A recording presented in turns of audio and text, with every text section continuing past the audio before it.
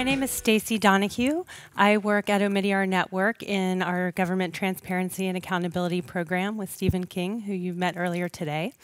Thank you very much for joining us again, and in advance, please excuse my voice. I wish I could say that this was a result of experiencing the nightlife of Warsaw, which I've been hearing so much about. Unfortunately, it's just from being on an airplane too long, so please forgive me. I would like to introduce our panel today on digital tools for transparency and accountability. I've got 4 very distinguished panelists with me here today, representing a variety of regional experiences across Central and Eastern Europe.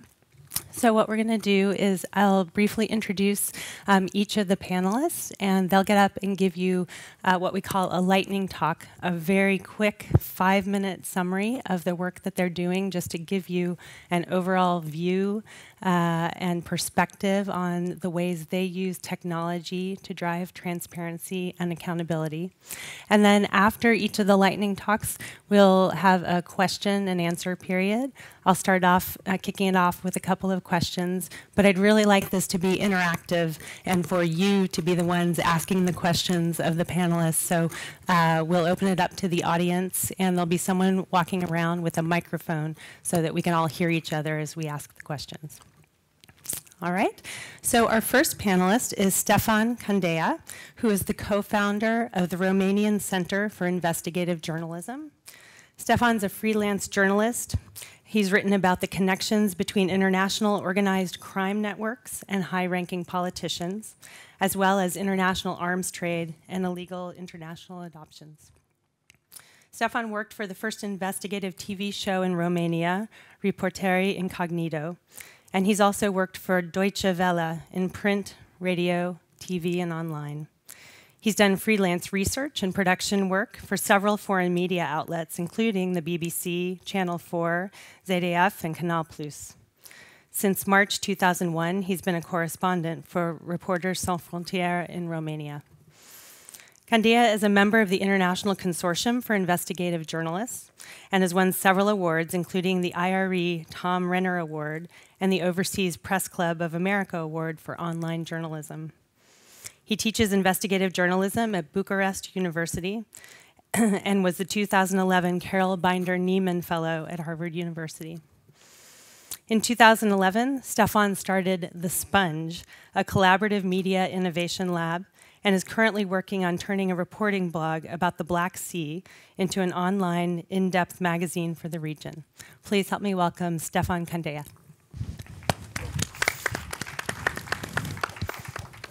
Thanks, and maybe you can open the website of the Sponge, or I'll just...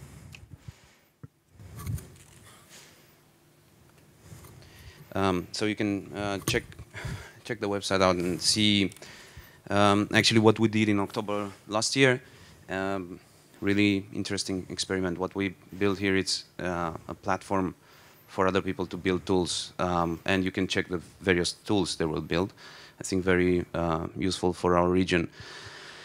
The idea behind Sponge is that we always, at the Romanian Center for Investigative Journalists, try to do stories. Basically, this is why we founded this center. This is why we ran away from a mainstream media organization, because we couldn't write our investigative reports.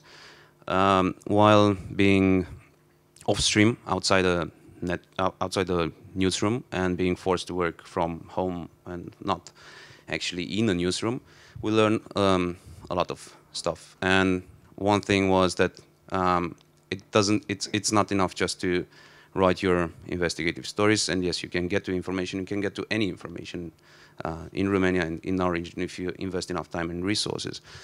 But we realized soon enough that we need partners to work with, other journalists. We realized soon enough that we need tools that we cannot build. We don't know how to build them. In 2003, we needed a platform to publish our stories. Now it's obvious that you would choose an online platform, but back then, print media was pretty closed, and you couldn't publish your stories. You had problems of self-censorship in newsrooms, but also censorship of important stories.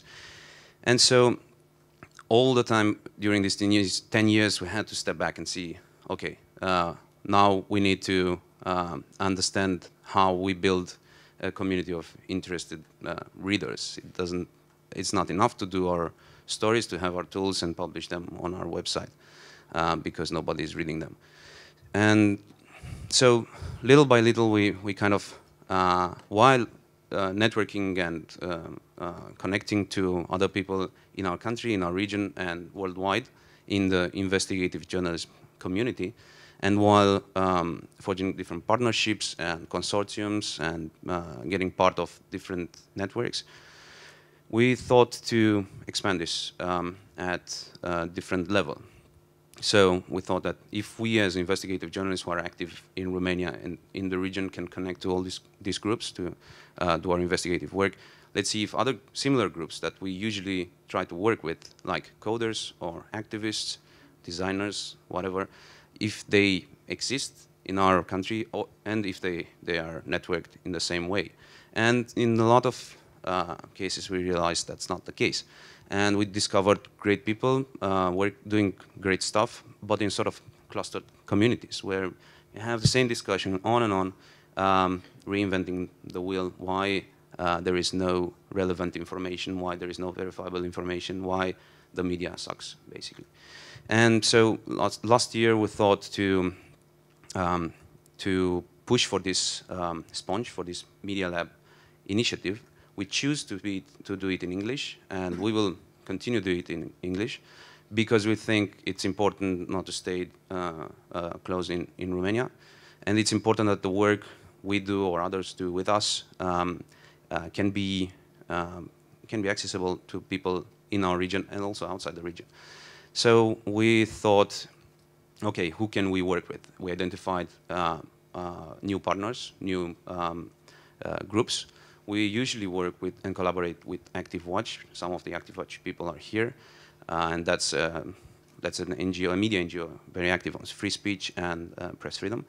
And then we identified really interesting groups of coders. Some of them focused on free software, others focused on mapping, and so on. We also identified a network of coders in the university and people in various school departments and at the Bucharest University. So we said, let's experiment this. Let's see if these people can work together in a meaningful way. And we launched this Open Media Challenge that you can see in the back.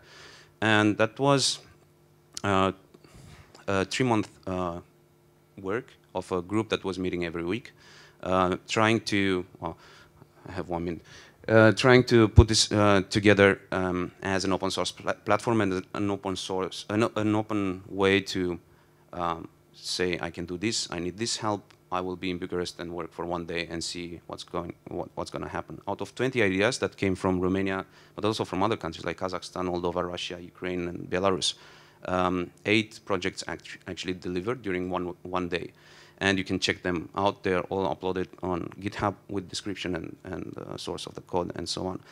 As a result of this meeting in October, a few other projects developed. And for instance, we were working on a project idea to put the legislation in Romania together on a website so people can search freely. That you don't have a place like that yet. And we discovered while working during a weekend on that there is a project by the Minister of Justice budgeted for 3 million euros with EU money to do exactly the same thing. And they didn't start the work yet. This is just a few examples, and maybe during the questions and answers, I will give more details. What we are using this platform for, also this platform itself that can actually sustain hackathon or a media challenge. It's an open source platform, and people can reuse it the way they want it. We are reusing this during investigative journalist conferences, and we did this already in Antwerp in November, and I'll show you briefly, to organize journalism labs. So journalists who come together during the 2-3 days of the conference submit their ideas, and they get together with some coders and work on very specific projects, not only talking about their problems, but also testing solutions. Thanks, Stefan. Our next panelist is Artis Bartis. Artis is the founder of BribeSpot, a service for reporting bribes that visualizes corruption hotspots on an interactive map. a former UNDP employee and OECD consultant. Currently, Artis works as a marketing consultant, helping commercial companies talk with their customers in a language that they understand. Artis is fascinated by the idea of data-driven services and is actively involved in social initiatives that seek to create more responsible government with the help of technology. A native of Lithuania, Artis lives and works currently in Berlin, Germany. Welcome, Artis Bartis. All right, maybe I'll stand, so it's a bit easier for me to talk. I don't know about you, but I'm very used to getting answers to the questions that concern me from internet. So whatever it's, what kind of movie is playing, where can I buy my airline tickets, and what to do if I get pimples, I just usually my first reaction go on the internet and look for an answer. But 3 years before we started this project, actually, there was one question that I didn't have an answer to, and internet couldn't really help me to answer this question. And the question was, what do you do when you see guys like that coming towards you? I mean, usually it just spells trouble, right away. And that they're gonna ask you for something and use their tricks and extract money from you and stuff like that. And even though this was happening on a daily basis in many countries and places around the world, there was no one unified place where I could actually go and read about those stories and find out, get an insight into why these guys are acting the way they do, and and how can we organize a certain response to their actions around that. So Foursquare was coming up back then, and Foursquare, if you know it, it's a service which allows you to check into specific locations on a map. And we thought it would be a very nice idea, to build something like that, but focus specifically on petty bribery and corruption. So we went to Estonia, Tallinn, to one of the hacker events where designers, developers, and business people just come together for the weekend to hack things together. And just in one weekend, some sleepless nights, we managed to put up a nice website and basically a service which did just that. So basically, BribeSpot is a service which allows you to post reports about bribes or corruption that you notice around you. And it's absolutely anonymous, and you can use either your smartphone or your website to do that. So maybe we can switch to the computer right now. I just wanted to show you how it works in practice. And I know it's risky because internet might not work, but let's try. So say you want to report a bribe. First of all, you have to indicate the location. And since we're in Poland, why don't we look for Dworzec Wileński? Okay, it found it. And then, you just fill out whatever happened there. A police guy came to me and asked for $50, saying you are not supposed to sing here. All right. And then what happens is you just post the report, and a few seconds later it appears on the website. So can we go back to the presentation now? The reason I wanted you to see this is because of two things. So first of all, did you notice that it only took me 30 seconds to do that? So this is an important thing. And secondly, the service didn't ask for any personal information when you were doing this. And while some people are saying, there are many services out there that allow you, to report corruption to the ministries, to the police, to anti-corruption authorities and stuff like that, there are not that many services out there which allow to do it on a smartphone, do it in less than 30 seconds, and do it anonymously. And from what we understood by talking to many people who are actually using the service, those things are very important because they lower the barrier to using the service because it's much less hassle than anything else they see on the market. But of course, the question that you might have is, that was just one report. So what's the point of having something like this? And I would say there are 3 reasons why a service like this matters. So provided that we reach a certain threshold, a critical mass, I don't know, let's say 1,000 new reports coming in every week or so. What happens then is that you start seeing certain patterns. So because it's very much geographical data that we are operating with, you can simply open, a map of a certain city and immediately see where the hotspots of corruption are in the city. And from what we've seen so far, universities and hospitals, those are 2 primary suspects, because there are many people who are just bothered by petty bribery taking place in those places. So let's say you are a new mayor or anti-corruption agency which is very ambitious and wants to start making a difference in the country. This is one of the first things you could do. You could just open a map of a specific city, and provided that many people in that city use the service, you can see where the most painful points are. The second reason why it matters is that you can actually go deeper and look into the reports and try to understand what are the patterns of corruption that you are seeing. And based on that, maybe implement some changes in laws and regulations which make it more difficult to extract money and bribes from people. So a very realistic scenario that we're seeing here, let's say a hospital gets a new general manager or director, and then he's very much interested in cleaning up the reputation of a hospital. The first thing he could do is just come to the website, filter all the bribes just to see what people are saying about his specific hospital, and then see what kind of problems customers and patients are running in, and start solving those problems. And the third reason why it matters is that because BribeSpot provides a place for a discussion. So it doesn't really matter if you are suspecting a bribe or if you are outraged by a certain report. There is a place where you can go in and use a comment section to actually talk about it. One of the scenarios that we are considering right now is actually collaborating with pro bono lawyers and maybe specialists in certain areas, so they could simply in a comment section explain, you as a regular person, who doesn't know much about law and rules and stuff like that, what can you do in a specific situation when you are confronted with a corrupt official who is asking for a bribe? And for that, I think, a public service where you can find something that comes not from New York or, Kinshasa or like all those remote places, but something that comes from your city and something where your compatriots, are helping you to figure out how to deal with it, can be very useful. Of course, since it's a non-profit organization, we face certain difficulties, and like many other projects like this, we face difficulties in raising money and think a lot about, how do we get the word out and reach the people and convince them to use the service like this. But there's also another challenge that we came across in developing the service and talking to people and stakeholders.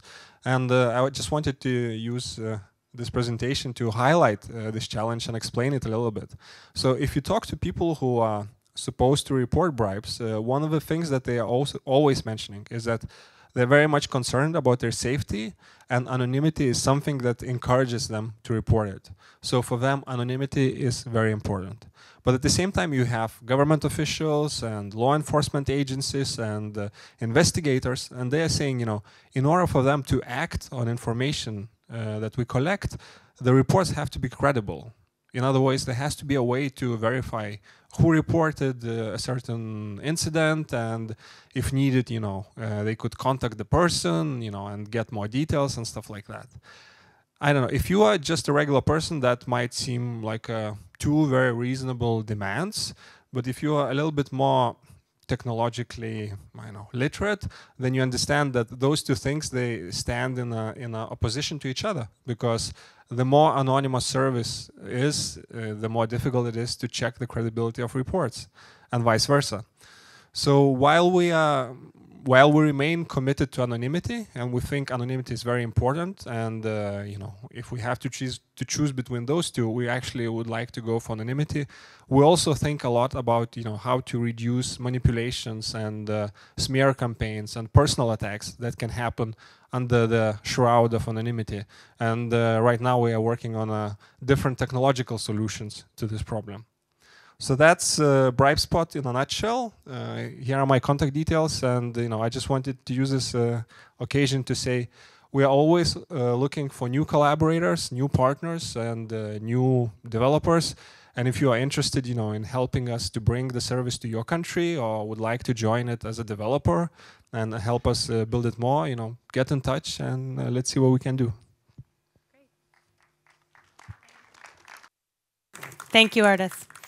So next we have Alexei Chernayau, who's the chairman of Belarus IT Aid. Alexei has been working in security and technology-related fields for nonprofits since 2004, at first at the Assembly of Pro-Democratic NGOs of Belarus, and then at Belarus IT Aid. During this time, he's provided security and technology training for political and NGO activists from northern African states, both sides of the Caucasus Mountains, Ukraine, Ethiopia, as well as various places throughout Belarus.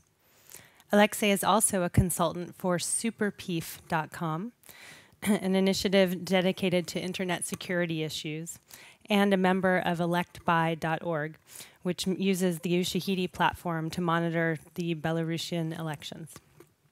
Prior to joining the Assembly of Pro-Democratic NGOs of Belarus, Alexei worked as a programmer, taught computer science at the National Humanities Lyceum, and was the technical editor of Nasha Niva newspaper.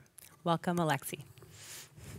Thank you very much. At first, I would like to tell you that my presentation is available on this address. Because I am required to tell a lot of things in 5 minutes, I will be switching slides very quickly. And if you will see that you miss something, you can view it through a browser. I would like to present you, actually it's, in my case it would be not a project, but rather 2 attempts to engage people.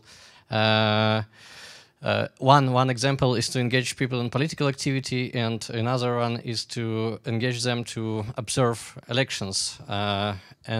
It will make me, will make it possible for me to make some conclusions and raise some questions.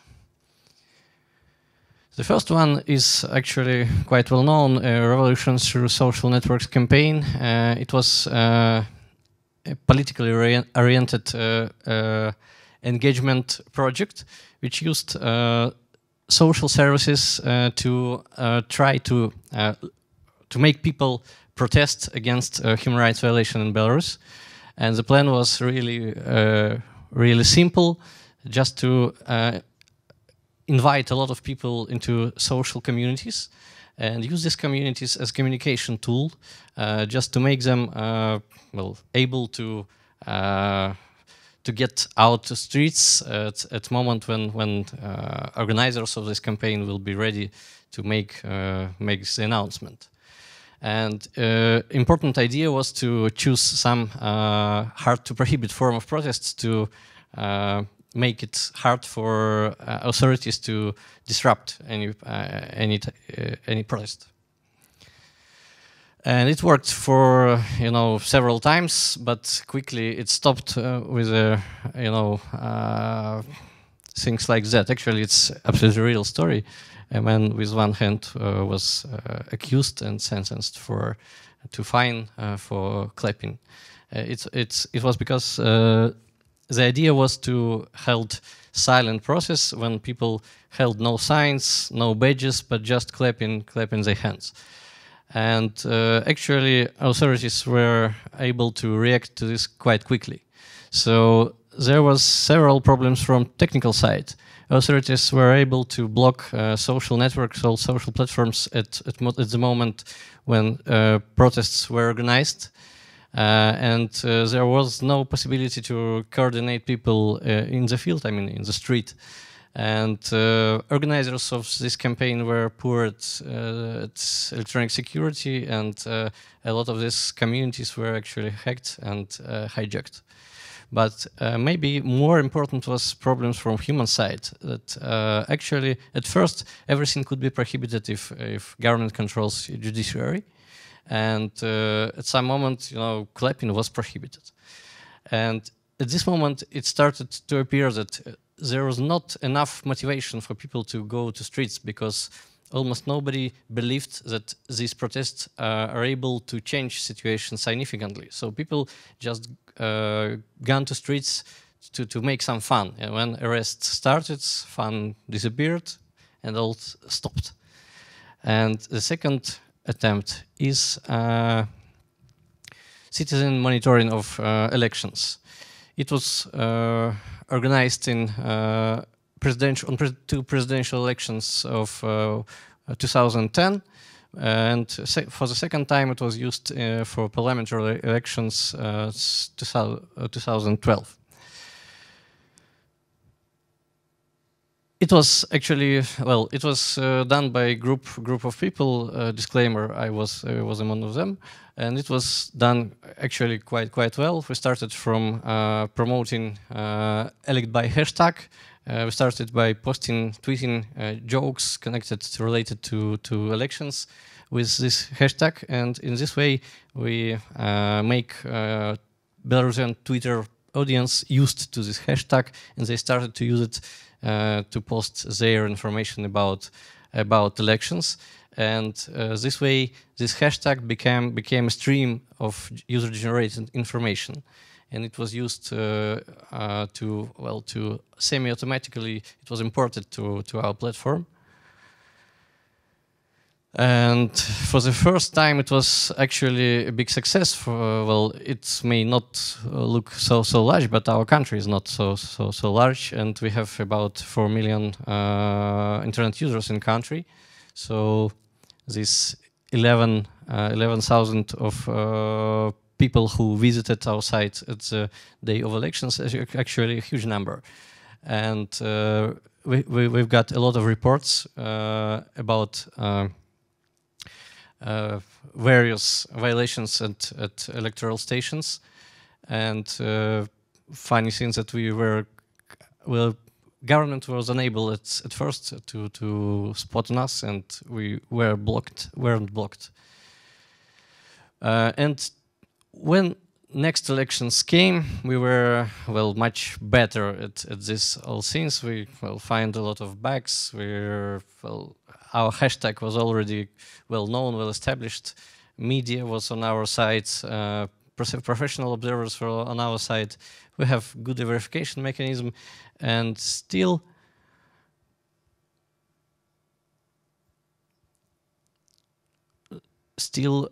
we fall short of our expectations. Actually, much less people came to our site at the moment of elections, and we got less reports, slightly less reports. This time, authorities tried to block our site, but it was quite easy IP-based blocking, and we were able to circumvent it very easily, because Amazon's hosting allows to change IP address quite quickly. So what was our technical problems? Actually, we had no technical problems with this project, but the problem was that people generally, in our country, last fair elections was in 1994, and during all those times, people losing their belief that election matters actually. So now we came to the point when people decided, what all this openness project is about? Why it matters? Because if, I can report some violation, but it will change nothing. So actually, it's the conclusion which I would like to make now is that we can be quite successful at technical side of project, but we have a big challenge facing disbelief, general disbelief among Belarusian population, because for a long time living in political isolation, people stopped to think that their activity could change something. And actually, it's a big question. Are we able to produce some kind of technical solution which will encourage citizens to well, to revive their belief in their own activity. And of course, I have some thoughts on this, but as I was brutally constrained to 5 minutes, I will not say a word. Thank you. Alexei. So next we have Aranita Brahaj, who's the Executive Director of the Open Data Albania project of the Albanian Institute of Science.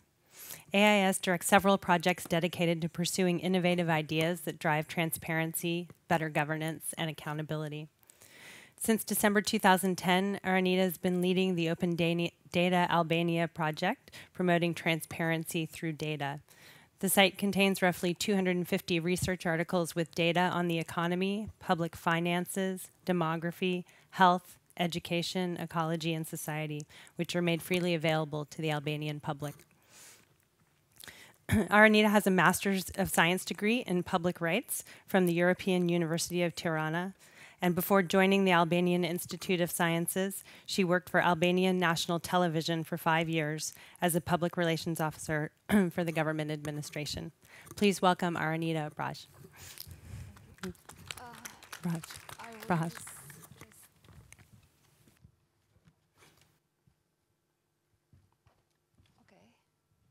No problem. It's just the page that we have. So let me introduce. This is Open Data Albania portal. We have different. Mike. Okay, thank you. This is our portal, Open Data Albania. We gathering data, we analyze and we compare this kind of data and we publish them in this new standard of publishing data. There are data for economy, public health, public education, different other sectors, demography, and so everyone can find what kind of data he needs. And this is a project of civil society. We heard more and more this month of these years about open data portals, but it's important to show something. Open data, it's not just a new standard of publishing data. Open data is a new standard for democracy, and I think it's a new philosophy. And it's very important to know who is using open data or who is creating an open data portal. We heard about open government partnership. Many countries are engaged in this new partnership, Albania, my country too. And in my country action plan, it's right that government will create an open governmental data portal.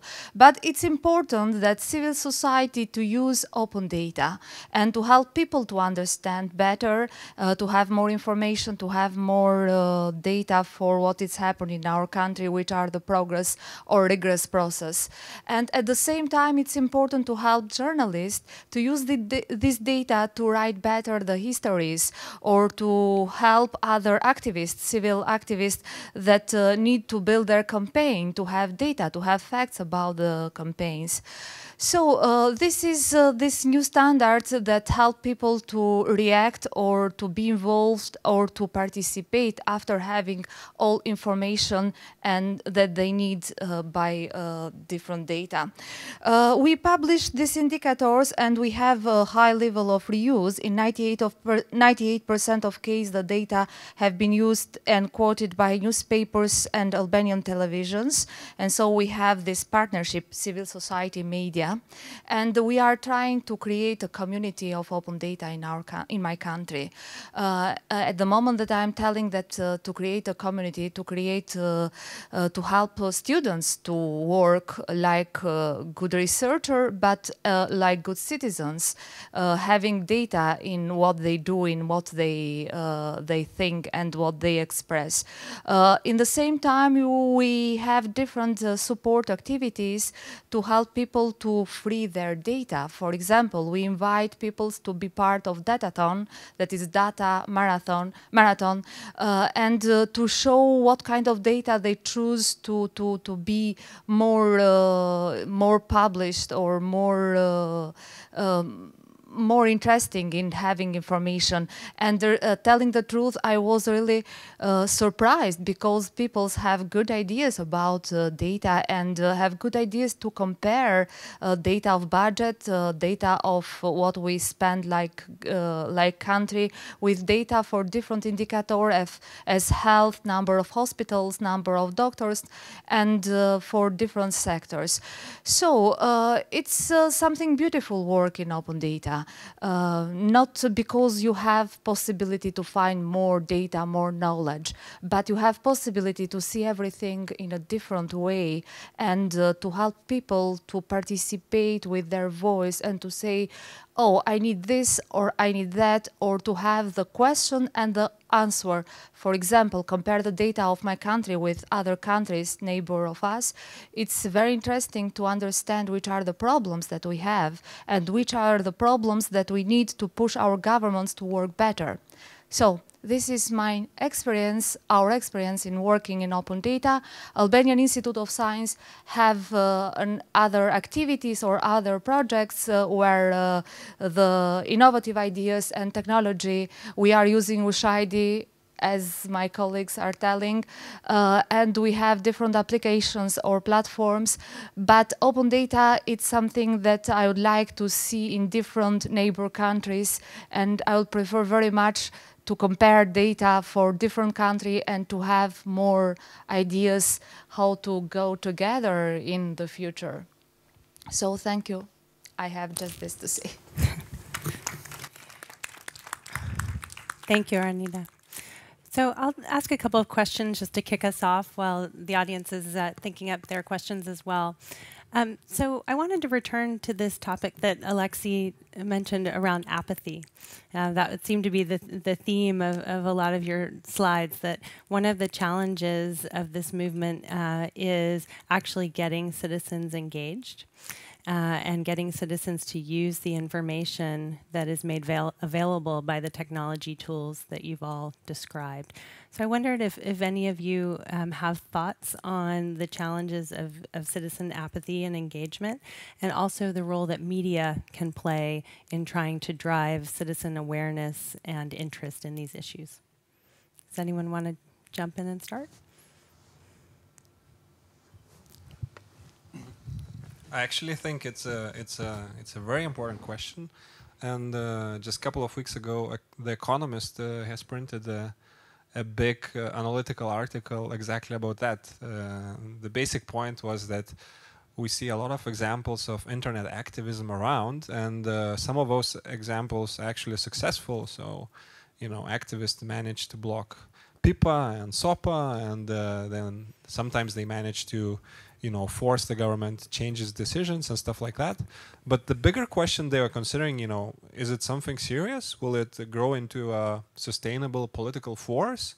Does it have a sex appeal, you know, to attract the interest and attention of many people?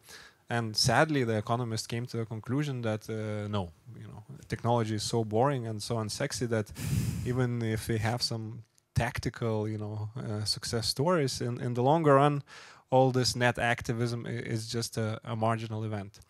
I would like to take a different opinion on that, and I actually think that the efforts of all the geeks and people that we have here gathered today are very important. Maybe they are not going to be crowned, you know, with a very obvious success.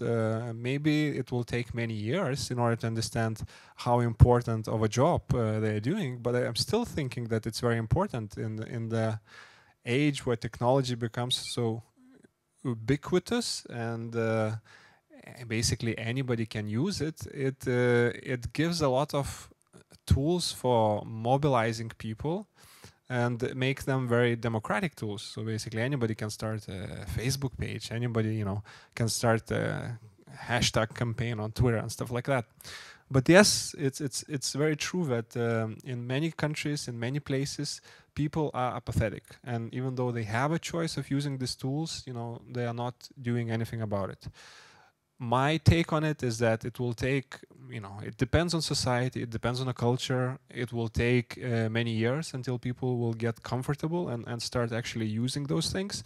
And us people who create those technologies, we cannot engineer social change or change in the minds of people and resolve the problem of apathy with technological means. But despite that, it's still important to have those technological tools. Maybe we just have to take a broader perspective and continue with educational campaigns and continue with old-fashioned political mobilization, so that we come to the point where we have not only societies that have internet-based or digital-based tools for institution change, but they also have citizens who are aware of the need to do something and who are ready actually to use those tools in order to bring the change around. Please. So apathy, I wouldn't talk about the apathy in the political scene. I would talk about the apathy among journalists that I've seen among my colleagues in Romania, but then also traveling in other countries. And maybe first of all, maybe the message goes to the wrong people. So it's like, or it either goes to the same people, it's preaching to the choir, or it goes to a wrong audience. What proved to me this open media challenge we did in Bucharest was that actually you don't have, if you invite people who recognize that they have a problem, they want to work together for a solution, and you do that with them, you don't even have to go into pushing your solutions towards those organizations you think they're gonna need it. One example, the hack that won this open media challenge was about, it's called Political Colors Romania. You can check it online. It was to put a color on various parts of Romania, what party runs that a specific region, that specific county, in terms of Senate, member of parliament, local administration, and also to put a layer on the statistics, age, wealth, education. And it was a collaboration between a journalist who was kind of opening the doors and finding the shortcuts to get some information, and the technology who was coding that information into mapping it. Nobody did it before. We did this in October during one day. We had election in December. By the election time, a few mainstream media took it away from the website, and they built on that and they published on that without us doing any effort. So I think this is an example of something that really works without you trying to push anything. If it's valuable and if your hack or whatever, if your solution addresses a real problem, then it will be used by others. And I think, in a way, stepping back, this is why we do this research lab or whatever, experimenting lab, because journalism doesn't have this R&D labs. That doesn't have, as an industry, it only goes for one business model, and that's advertisement. And unlike other industries, it doesn't have this experimentation tradition. It's not only about journalism here, it's about information, and it's about putting context and critical thinking around information. I think because Alexei gave these examples from Belarus, I've seen another very interesting example from Belarus, a website called Prokopovich, which basically, maybe you want to give more details about it, which basically was a need. People wanted to exchange money, and that was illegal. So this website was offering an online tool for people to meet offline and exchange the money, despite what the government was saying that this is illegal. And while having a huge traffic, I think by now they have 15 million people, unique visitors who visited that website, they were putting online some economical news and some satire around politician declarations, so not obvious opposition messages, as far as I understand. So it's a kind of different approach. First, you get to a different audience, people who need to change the money. They don't care about politics. And second, you don't push messages like do this or do that and embrace the opposition without any criticism. Just put some messages that you can think about it. Anyone? There was a lot of talk in the 19th and at the beginning of this century that technological advances usually play on side of democracy, on democratic changes. But I think now we can conclude that it's not true. That actually what was witnessed in the 90s, it was the fact that undemocratic countries actually are slow to understand changes, to use them in their own on their own side. So when technological advances occurred, civil society, democratic activists gained some well, it's priority. So, but now undemocratic regimes started to acquire the same technological advances to use them against democratic activists. For example, Iranian regime use crowdsourcing to identify protesters during illegal demonstrations, and there are a lot of other examples which show that technology is not inherently democratic. But the lesson is that when we are able to make some technological advancement, it will give some ground to civil society, to democratic activities. So I think we have some options to make change more possible. For example, our thoughts, which we are debating right now in Belarus, is possibility of use of approach which is called gamification, to engage younger netizens into social and political activism. And second approach is to use projects like, for example, our Russian colleagues could tell more. For example, like Rosyama, it's a special project which is mobilize people to fight actually holes on the roads, defects of roads, and it works quite well. And it is replicated in Kazakhstan and Belarus and Ukraine. So this kind of activity actually make people feel that they can change something, and this could be directed towards more adult population. So doing things like that, we are able to win some ground. But anyway, we need, well, then some democratic politicians should come and take this over, because it's not possible using just technology to win democracy in the country. This is my idea. That leads me to another question around something that Ellen Miller said this morning, that the Sunlight Foundation sometimes works with government and sometimes works despite government. And clearly, the circumstances in each of your countries are different. But I'd love to hear some perspectives on that balance between working with government and working despite government. And Aranita, I thought you might have some interesting perspectives to add to that.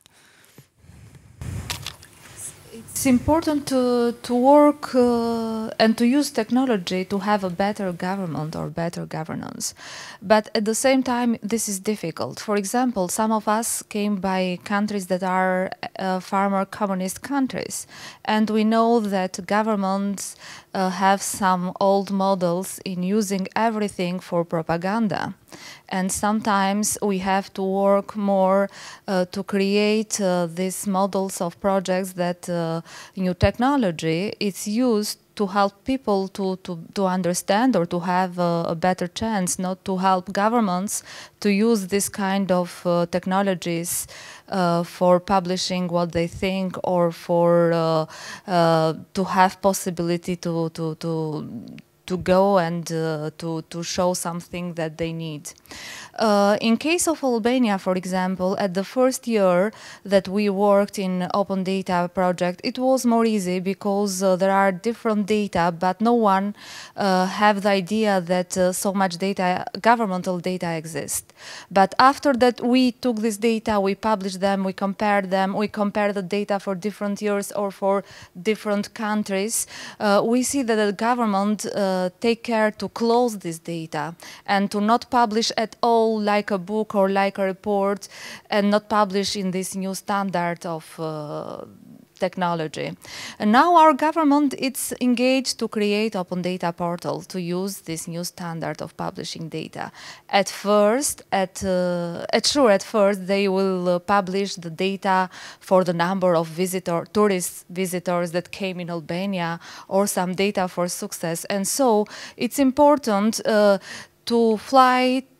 Don't let government to use new technology for propaganda at first.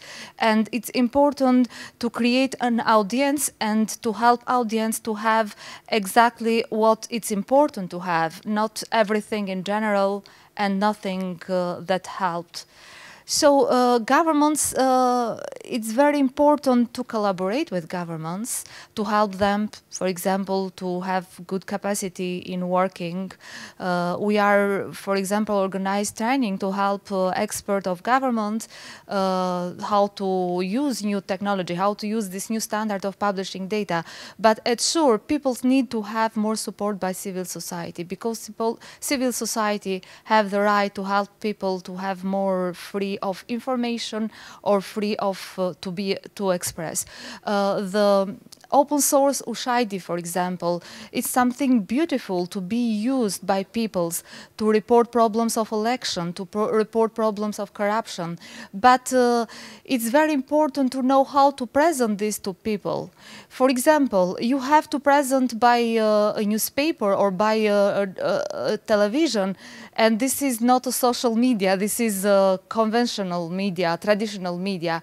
But it's important to create audience, to collaborate with media, sometimes media, traditional media telling, what's this, we are doing the same thing, we fly corruption, why you are doing the same thing? And it's important to create this possibility to work and to work with media, to work with government, but at the same time to have clear what you want to do, what you want to serve to people and to help people. So I think step by step you have to have the right way to go. Of working with versus despite government? Well, I think it was mentioned during the discussion yesterday about the open government partnership, and there are, I think there are more ways they should be approached. Well, as a journalist, you cannot work with the government. Whatever the government says, it's propaganda until you can verify it in a way or another. And also, when the government says that they open data sets or they give you access to some data sets, well, you have to see it happening, but you cannot stop trying to get those data sets on your own. I think we are, at least I've seen this during our media challenge, in some cases they didn't even have this data. You have to put it together and code it and clean it and put it online. In some cases they have the data, they don't want to give it to you, not because of secrecy, but because they want to make money out of that in some hidden ways, or they want to hire their friends to organize the data in a way that it's going to continue to require this whatever friend company services forever. So there are a lot of reasons why they wouldn't give you access to information. But in the same time, as journalists, we've seen this, and we try this many times, you can get this data in other ways. Well, asking politely first, but then some other people can give it to you. Not bribing, other people do that, but that's a good example. I mean, former Soviet Union countries, you can buy data sets from newsstands, like DVD with the company ownership for that region, for instance, or different other data sets. Great. I'd like to open it up to the audience now, although we can't actually really see the audience. So if someone has a question, please raise your hands, wave, so we can see where the voice is coming from. I see a hand. I see another hand. Okay.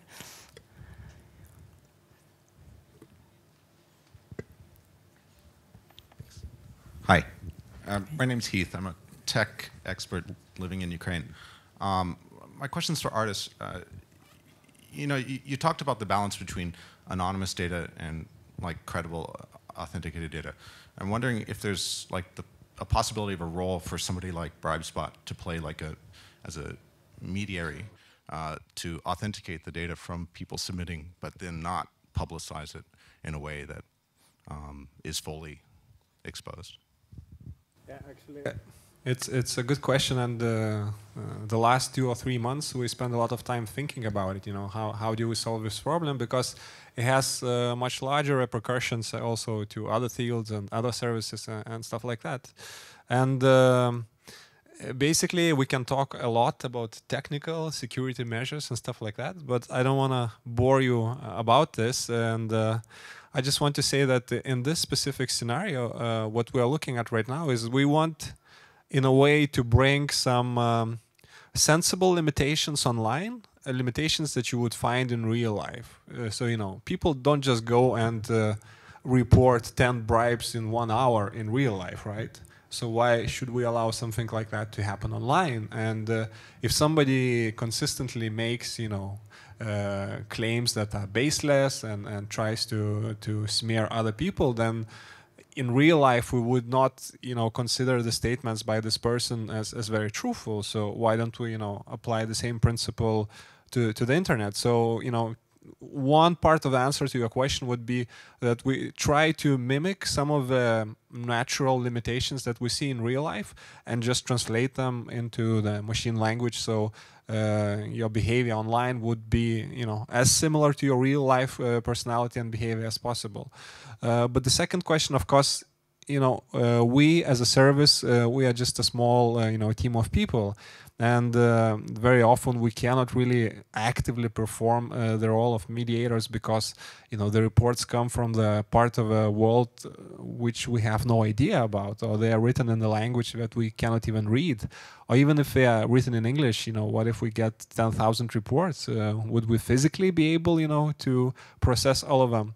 So this is where we actually see a lot of opportunity for the local activists to use maybe services like BribeSpot or I Paid a Bribe or whatever it is, but, you know, to contribute meaningfully to those services by acting as community moderators. And those people know the local context, they have some insight, they understand the language, and hopefully they also exercise good judgment. So why don't we involve them in the project and you know, allow them to be the ones who say, actually those reports look like they don't belong here, and this is why we have to remove them from there. So as I said, you know, on one hand, we're trying to solve this problem with technological measures, but we also think that the crucial component here is involvement of community, as everywhere. So this is why we're also thinking very hard, you know, about how do we make it meaningful for activists in those countries to contribute in such a way, and you know, how do we reach out to those activists and tell them that there's this opportunity that they can use.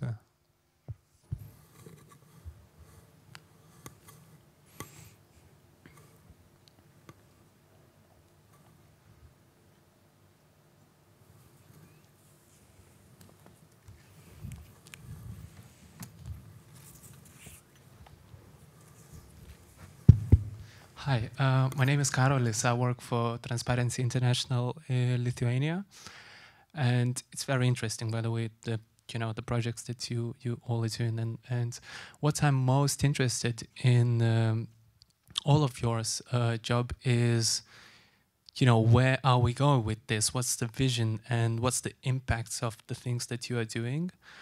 And maybe I know that it's very difficult to measure, you know, it with numbers or to have an answer because it's something, you know, untackable or, unanswerable. But for instance, in case of Albania and open data, you know, what's the deal? What would be a success story? You know, what would you like to be telling? You know, what kind of story would you like to be telling in 5 years about the project? And the same with Alexei here. What would be really, you know, a good thing to tell in 5 or 10 years about your project? Okay. I was telling that it's important for us, for example, to help some civil activists to build better their campaign. And it happens sometimes in Albania. For example, we publish different data about about public budget, and we publish data how much we spend in different sectors in Albania. And after this, we publish different indicators about health, and we compare this data with data of other countries, and we see that Albania have a big problems in infant mortality or mother's mortality. And so we compare the data of budget in my country with other countries, and we have the question and the answer. We have so much negative indicators because we spend less money than all our neighbors. And after we show this in our portal and we show this data or comparing data with journalists or with some activists, we see that some civil activists go to protest about this and to ask more money by government. So this is something we still don't have so much money for health sector, but it's sure the government is thinking to do something, and the political party that are working to have their program are working to have some good answer for the people that are asking for more and more. And this was in Albania by years, but it was so simply to understand, to compare the data and to understand what has happened. So I would like, after 1 or 2 years, to have more case like this to tell, to show, and to say that, yes, we help people to understand and to react. And we help not only people, but the government to have a better choice for people, to spend more money for health, public health, for example, or for something like this. And what about transparency? We decide, I want very much to thank Open Society Foundation because they funding us to create this project. And we hope to work for 2 next years in our project and to help everyone in Albania to understand everything that have to do with Albanian spending. To help people to know everything about public money and to have the care that public money is our money. And so we are working now to open the treasury of Albania, to show the people and to help them to use friendly, to see everything that our government is spending, every client of our government.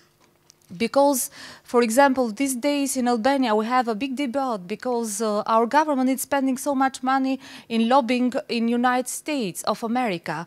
And it's very, very interesting because we are in crisis, we have this public debt, we have big problems, but I think that the government is paying to have lobbying not only for the government but for political problems that we have.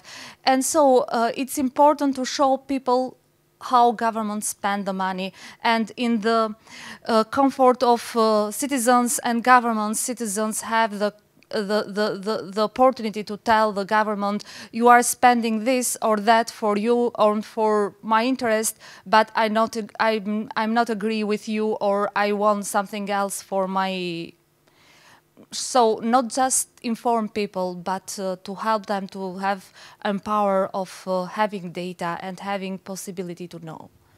So I think step by step to have more chance to see carefully what data need, what kind of data need peoples and what data can help them. But yes, it's different having more openness.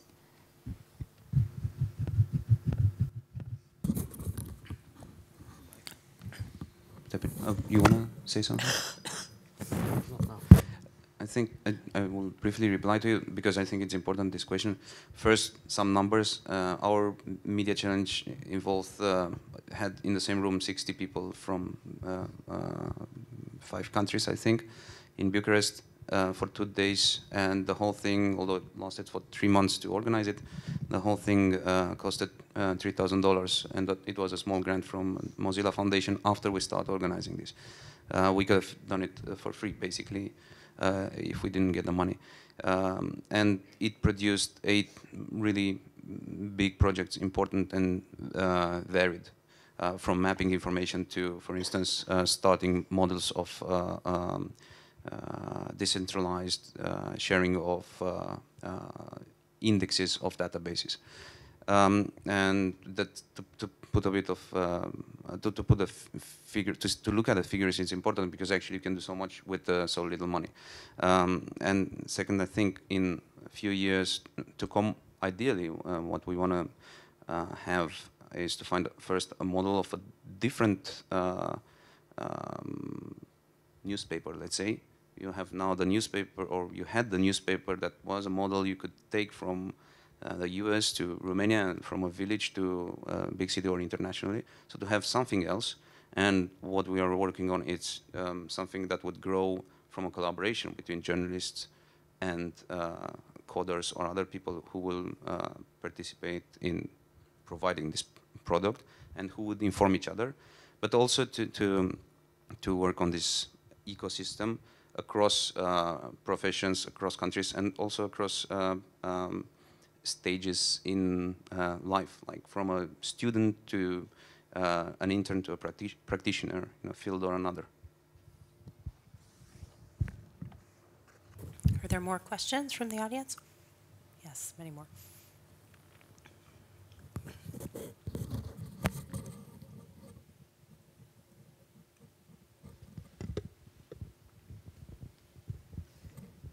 Thank you. I have just a question as Magdalena from Institute of Teano and someone developing a project, poverty.org, which collects data on poverty in the world. But before, I just wanted to make a comment as just an ordinary person from the crowd. So recently, I'm pending some medical treatment, and it's very difficult to get a place in a hospital in Poland.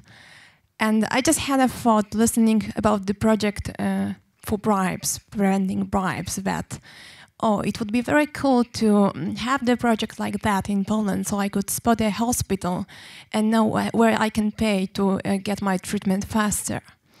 And just taking this comment aside somehow, I just wanted to ask you, how do you think about using your data, the data you collect, for resolving problems, or sometimes maybe even just supporting problems? Because I think that it's not a point to make the system transparent as naked. So the stronger people, the stronger side can use it even more. And how do you relate to this problem? Yeah, I mean, I would like to be a fairy and, you know, just make all the problems go away. But if somebody wants to use this data to actually go and keep on bribing those doctors, then, you know, I'm not going to stop this perverse person from doing that. I think that's the moral question. And I think it's a larger question as well, you know. We have to be very clear in things that we can do and we cannot do. And the fact that, you know, one of 100 or one of, I don't know, 1,000 people will actually use this data for exactly the opposite reason, you know, to find the place where you can squeeze in and get, you know, something done for the money. It's gonna happen like it happens with everything, like it happens with guns, like it happens with cars and stuff like that. And I guess we'll have to live with that evil and, you know, just agree that it's a question of personal values. We have time for one more question. Can I make a comment? Sure. At this question, I cannot agree with Artas because, well, I witnessed similar problems in Belarus. In theory, our constitution states that all medical aid is free of charge for everybody in the country, but everybody know it's not true. But in reality, it means that medical students, when they finish universities, they are obliged to work for a very small fee at state-run hospitals, for example, and they live, well, quite uneasy life. And well, a lot of people actually sees this bribing as actually paying making natural payment for the service. And in our situation, it's kind of hard to draw a line. Where's bribing, where's paying? because we know that this guy who, for example, makes some treatment for me, I know he will came. He has his own apartment. He lives with his parents, and he has no his salary is laughable. So for me, it could be actually a question of actually it could seem to be moral to pay for treatment. So it's not so easy actually. Okay. We've got time for one more question.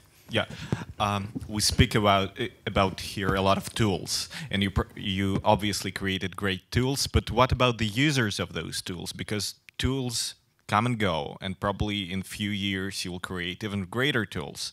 So the idea is, and the question to all the presenters is, do you educate them? Do you think it's worth it, or you just take it or leave it? What is your strategy about the users in the community and the usage of these tools? Anyone want to start? For example, I'm not a technologist. I'm the person that use the tools that others creating. Open Knowledge Foundation create different tools for different topics that you can use. What is important? It's important to to work together, an expert IT, a programmer, with someone that it's a journalist or a good professional in economy or statistic or a good activist maybe. And so they have to decide together how to work and how to create exactly what it's necessary to be useful. And so I think, for example, that it's very important to see this new activism based in technology as a way of working together, not only technologists or not only activists or journalists, but working different categories, different professional peoples. So yes, it's true that sometimes the tools that we need to use today, maybe in the future we will need something else. We would like to create something else. For example, someone is showing budget by bubbles and someone by windows. And but important is to have exactly what we need and to have possibility to work hard together, to collaborate together. Conversation, but unfortunately we're out of time. So I'd like to thank all four of our panelists very much and encourage you to keep the conversation going during the rest of the conference. Thank you.